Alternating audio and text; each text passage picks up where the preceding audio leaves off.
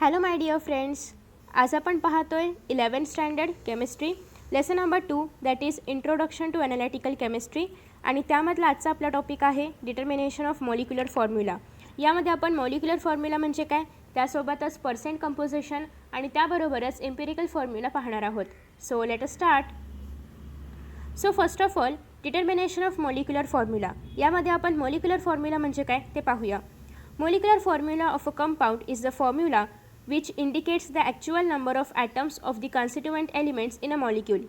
Suppose की आपल्याकडे compound आहे, एकदम फेमस आहे C6H12O6, ज्याला की आपण ग्लुकोजचं कंपाउंड म्हणतो. सो हे ग्लुकोजचं कंपाउंड आहे.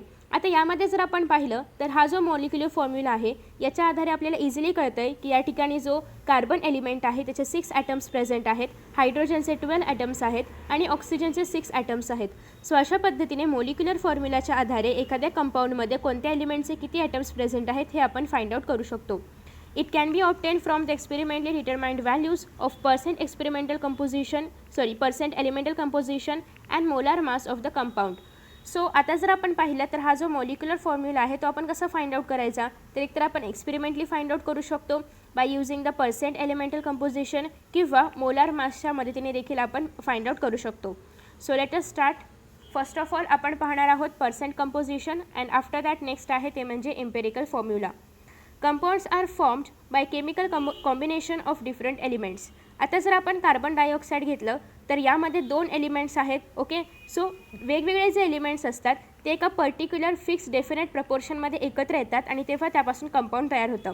आता आपण कार्बन डायऑक्साईड कुठेही पाहिला तर त्यामध्ये 2 हायड्रोजन असणार आहेत आणि 1 कार्बनच असणार आहे. म्हणजे कुठेही जरी आपण कार्बन डायऑक्साईड पाहिला तरी सेमच याचा फॉर्म्युला असणार आहे. म्हणजे याचा अर्थ जे कंपाऊंड असतात तर त्यामध्ये वेगवेगळे एलिमेंट्स एका डेफिनेट प्रपोर्शनमध्ये फिक्स्ड असतात. ओके, सो याला आपण म्हणणार आहोत कंपाऊंड.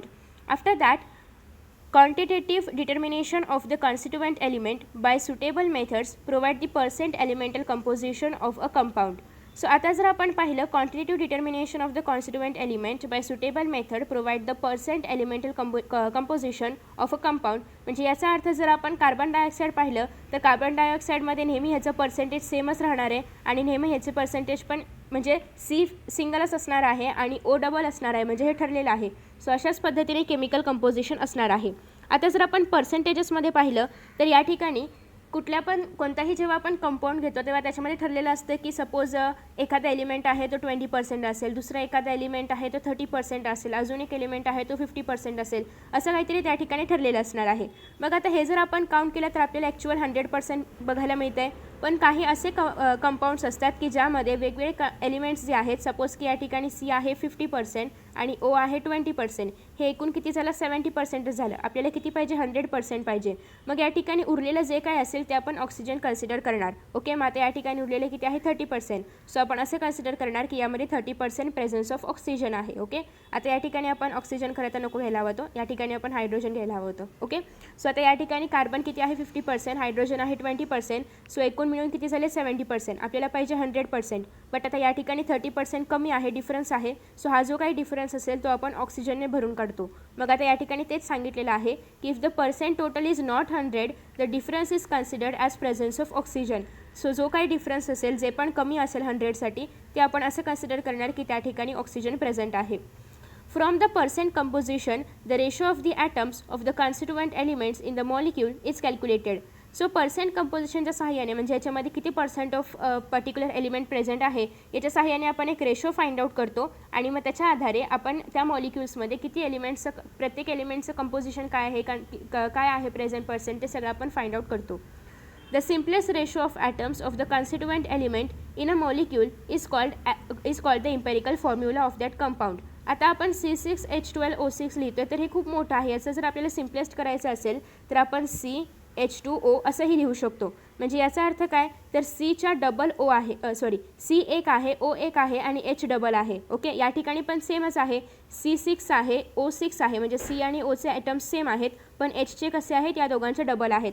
सो या ठिकाणी हा जो केला आपण हा सिम्पल फॉर्म्युला आहे आणि हा ॲक्च्युअल फॉर्म्युला आहे. सो अशा पद्धतीने सिम्पल फॉर्म्युला जर आपण तयार केला तर त्याला आपण एम्पिरिकल फॉर्म्युला म्हणणार आहोत त्या पर्टिक्युलर कंपाऊंडचा. Okay, so molecular formula can be obtain from the empirical formula if the molar mass is known. जर आपल्याला त्या पर्टिक्युलर कंपाऊंडचं मोलार मास माहिती असेल तर आपण एम्पेरिकल फॉर्म्युलाच्या सहाय्याने मॉलिक्युलर फॉर्म्युला पण फाइंड आउट करू शकतो. जसं की या ठिकाणी CH2O घेतलेलं आहे आपण. हे आपल्याला माहिती आहे की हे एम्पेरिकल फॉर्म्युला आहे, पण मला यापासून मॉलिक्युलर फॉर्म्युला तयार करायचा आहे. तर मला हा जो कंपाऊंड आहे या कंपाऊंडचा मोलार मास माहिती असायला पाहिजे. जर मोलार मास माहिती असेल तर मोलार मासच्या सहाय्याने मॉलिक्युलर फॉर्म्युला फाइंड आउट केला जाऊ शकतो. तर कसा फाइंड आउट करायचा तर ते आपण सॉल्व्ड एक्झाम्पल्समध्ये पाहणार आहोत. सो आफ्टर दॅट नेक्स्ट आहे 7th, that is the molar mass of substance under examination is determined by some convenient method and the following example illustrate this sequence. आणि मोलार मास कसा find out केला जातो तर तो पण त्याचं पण एक्झामिनेशन केलं जातं. Is determined by the some convenient methods. आणि ते मेथड्स कोणते आहेत तर ते आपण आता पाहणार आहोत. सो लेट अस सी सम सॉल्व्ड एक्झाम्पल्स ज्याच्या मदतीने आपण ते सगळं फाइंड आउट करू शकतो. फर्स्ट ऑफ ऑल या ठिकाणी क्वेश्चन असा आहे की अ कंपाऊंड कंटेन्स 4.07% हायड्रोजन. एक कंपाऊंड आहे आणि त्या कंपाऊंडमध्ये हायड्रोजनची व्हॅल्यू आहे दॅट इज 4.07%. कार्बनची व्हॅल्यू आहे दॅट इज 24.27% आणि क्लोरीनची व्हॅल्यू आहे दॅट इज 71.65%. ओके, सो एवढ्या सगळ्या पर्सेंटेजमध्ये त्यामध्ये पर्टिक्युलर एलिमेंट्स प्रेझेंट आहेत त्या कंपाऊंडमध्ये. त्याचा मोलार मास सांगितलेला आहे that is 98.96 gram. What is it's empirical formula. So याचं एम्पेरिकल फॉर्म्युला आपल्याला फाइंड आउट करायचं आहे. आपल्याकडे मोलार मास आहे सो आपण easily empirical formula find out करू शकतो. आता त्यानंतर आपल्याला पुढे इन्फॉर्मेशन दिलेली आहे की atomic masses of hydrogen, carbon and chlorine are respectively 1.008, 12.000 and क्लोरीनसाठी आहे 35.453 डेल्टन रेस्पेक्टिवली. सो आता या ठिकाणी आपल्याला ॲटॉमिक मासेसची पण आवश्यकता आहे, कारण आपल्याकडे फक्त पर्सेंटेज असून उपयोग नाही, तर ॲटॉमिक मास असेल तरच आपण फाइंड आउट करू शकतो. सो आता या ठिकाणी आपल्याकडे पर्सेंटेजेस आहेत आणि त्यासोबतच ॲटॉमिक मासेस पण आहेत हायड्रोजन, कार्बन आणि क्लोरीनचे. सो आता या ठिकाणी ज्या काही स्टेप्स दिलेल्या आहेत त्या स्टेप्स खूप महत्त्वाच्या आहेत, कारण जेव्हाही तुम्ही पर्सेंटेज कंपोजिशनवरती आधारित एक्झाम्पल्स सॉल्व कराल तर तेव्हा तुम्हाला याच स्टेप्स फॉलो करायच्या आहेत. सो आता या ठिकाणी फर्स्ट स्टेप काय आहे, मगाशी सांगितल्याप्रमाणे आपल्याला हे जे सगळे पर्सेंटेज आहेत तर हे सगळे पर्सेंटेज 100 येत आहेत का हे काउंट करायचं आहे. जर 100 नसेल तर उरलेला डिफरन्स आपल्याला ऑक्सिजन सपोज करायचं आहे. सो आधी आपण ॲड करून बघूया या सगळ्यांचे ॲडिशन किती येते, 100 येते का. सो जर ॲडिशन केली तर या सगळ्यांची ॲडिशन ऑलमोस्ट 99.99 येते, जे की इक्वल आहे 100च्या, कारण 0.01चा डिफरन्स आपण कन्सिडर करू शकतो. ओके, सो आता या ठिकाणी ऑलमोस्ट 100 याची ॲडिशन आलेली आहे. याचा अर्थ ऑक्सिजन आहे वगैरे हे समजण्याची काही गरज नाही आहे. So there is no need to consider presence of oxygen. पण जर हे 100पेक्षा कमी आलं असतं, सपोज की 80 किंवा 90 वगैरे आलं असतं, तर मग आपण उरलेला सगळा ऑक्सिजन आहे असं सपोज केलं असतं. बट या ठिकाणी गरज नाही आहे, कारण या ठिकाणी ऑलरेडी ॲडिशन 100 येते. आफ्टर दॅट नेक्स्ट काय सांगितलेलं आहे की आपल्याला जे पण पर्सेंटेजमध्ये व्हॅल्यूज सांगितल्या होत्या, जसं की आपल्याला सांगितलं होतं हायड्रोजन 4.07 आहे, कार्बन एवढं आहे आणि एवढं हायड्रोजन आहे, क्लोरीन आहे वगैरे वगैरे. सो आता या ठिकाणी हे जे सगळे पर्सेंटेजमध्ये आहेत हे आहे असे ग्राममध्ये करायचे कन्वर्ट. ग्राममध्ये कन्वर्ट करण्यासाठी काय फॉर्म्युला आहे का तर अजिबात नाही. हे 4.07% आहे, हे पर्सेंटचं साईन काढायचं आणि जस्ट ग्रामचं साईन लिहायचं, झालं ग्राममध्ये कन्वर्जन. ओके, सो एवढंच करायचं आहे. या ठिकाणी पण 24.27 ग्राम, या ठिकाणी पण 71.65 ग्राम. ओके, सो ही आहे आपली सेकंड स्टेप. फर्स्ट स्टेपमध्ये आपण काय केलं, सगळ्यांची ॲडिशन 100 आहे का ते पाहिलं. सेकंड स्टेपमध्ये आपण सगळे पर्सेंटेज आहे असे ग्राममध्ये कन्वर्ट केले. त्यानंतर आता आपण पाहूया थर्ड स्टेप.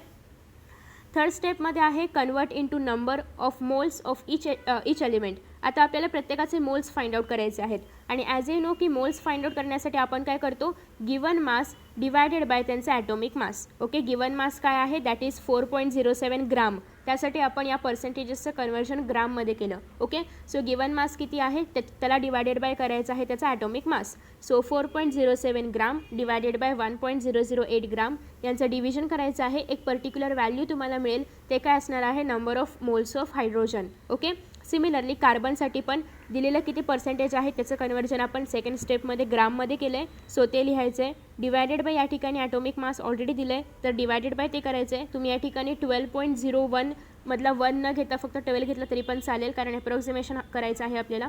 सो आता या ठिकाणी किती व्हॅल्यू येईल, 2.0225. ओके, सो या ठिकाणी पण 35.453. तुम्ही जर कॉम्पिटेटिव्ह एक्झामसाठी तयारी करत असाल तर एवढी मोठी व्हॅल्यू न घेता फक्त 35 अप्रॉक्सिमेटली घेतली तरी पण चालेल. पण आता या ठिकाणी पुस्तकामध्ये एवढी मोठी व्हॅल्यू दिली आहे तर ती तेवढी मोठी घ्यावी लागेल. ओके, जर नसती दिली तर you can consider 35.5. Okay, so आता या ठिकाणी हे सगळं डिवाइड करायचं आहे. तुम्हाला फायनली काही व्हॅल्यूज मिळतील. सो या फायनल व्हॅल्यूज आहेत. आता या ठिकाणी तुम्ही जर पाहिलं तर या सगळ्या व्हॅल्यूज तुम्हाला याच्यामध्ये छोटा कोण आहे तर त्या छोट्या नंबरनी सगळ्यांना डिवाइड करायचं आहे. आता तुम्ही जर पाहिलं तर 2.0225 आणि 2.021 हे अप्रॉक्सिमेटली सेम आहे. सो या ठिकाणी तुम्ही दोघांना पण सेम कन्सिडर करू शकता. सो या ठिकाणी सगळ्यात छोटी व्हॅल्यू घ्यायची आहे आणि सगळ्यात छोट्या व्हॅल्यूने सगळ्यांना डिवाईड करायचं आहे. आता 2.021 जे आहे याने जर तुम्ही याला डिवाईड केलं तर जास्त काही फरक नाही पडणार. सो तुम्ही याला पण 2.021च कन्सिडर करू शकता. एवढं पुढचं लिहिण्याची काही गरज नाही आहे. सो तुम्ही डायरेक्ट 2.021 कन्सिडर करू शकता. सो दोघांच्या व्हॅल्यू सेम आल्या म्हणजे हे 1 आलं. आता तुम्ही जर 2.02 मल्टिप्लाय बाय 2 कराल तर तुम्हाला 4.04 मिळेल. म्हणजे याच्या किती आहे, ही डबल व्हॅल्यू आहे. सो हेच तुम्हाला फाइंड आउट करायचं आहे. So divide the mole value obtain above by the smallest value among them. So smallest value ही होती, या व्हॅल्यूने आपण सगळ्यांना डिवाइड केलं. डिवाइड केल्यानंतर आपल्याला हे 2 मिळालं, हे 1 मिळालं, हे 1 मिळालं. ओके. सो देअरफॉर हायड्रोजन काय आहे, 2 आहे. कार्बन काय आहे, 1 आहे. क्लोरीन काय आहे, 1 आहे. सो ते आपण अशा पद्धतीने लिहिणार की हायड्रोजन रेशो आपल्याला लिहायचा आहे. Hydrogen is to carbon is to chlorine that is 2:1:1. So हाच रेशो आपल्याला ऑब्टेन करायचा होता. त्यासाठी आपण स्टेप 4 पर्यंत आलेलो आहे. ओके. सो आता आफ्टर दॅट नेक्स्ट आपण पाहतोय that is step number 4. So step number 4 okay step number 5 step number 5 मध्ये आपल्याला करायचं सांगितलेलं आहे की एम्पेरिकल फॉर्म्युला फाइंड आउट करायचा आहे. जसं की तुम्हाला मगाशी सांगितल्याप्रमाणे आपला रेशो काय आला होता, H:C:CL दॅट इज 2:1:1. सो आता एम्पेरिकल फॉर्म्युला तयार करताना यांना जस्ट सिक्वेन्सली लावायचं आहे. ॲज यू नो की आपण जर कार्बन असेल तर सगळ्यात आधी कार्बन लिहितो, मग हायड्रोजन आणि ऑब्वियसली मग थर्ड एलिमेंट जो कोणता असेल तर तो. आता या ठिकाणी कार्बन किती आहे, 1 आहे. क्लोरीन किती आहे, 1 आहे. हायड्रोजन किती आहे, 2. सो जस्ट हायड्रोजन 2 लिहायचं, बाकीच्या ठिकाणी 1 लिहायची काहीच गरज नाही आहे.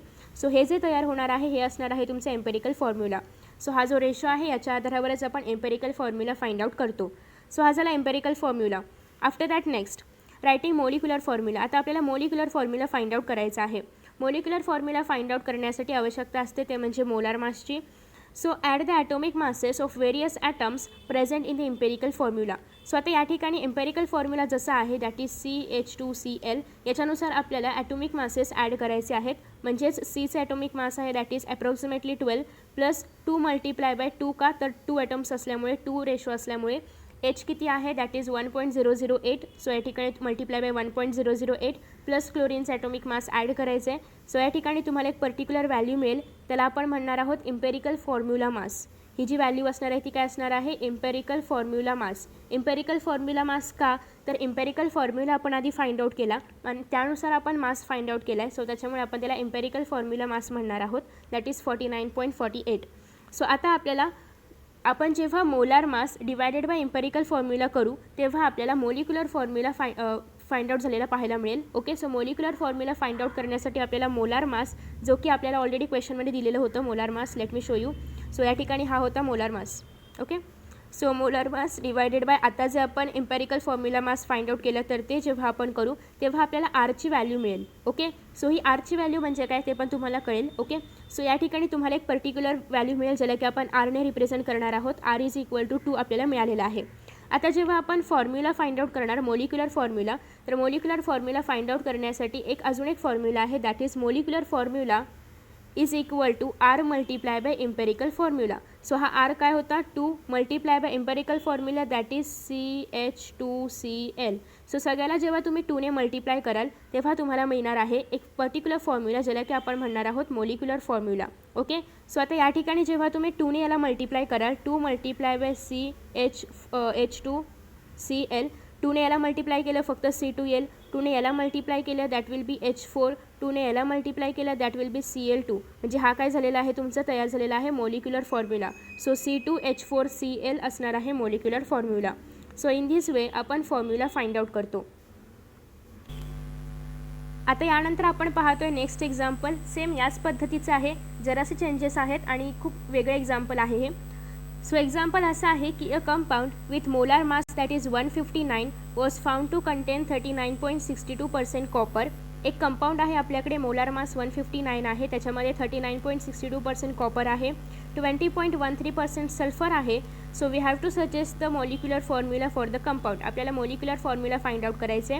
कॉपर, सल्फर आणि ऑक्सिजनचे ॲटॉमिक मासेस दिलेले आहेत.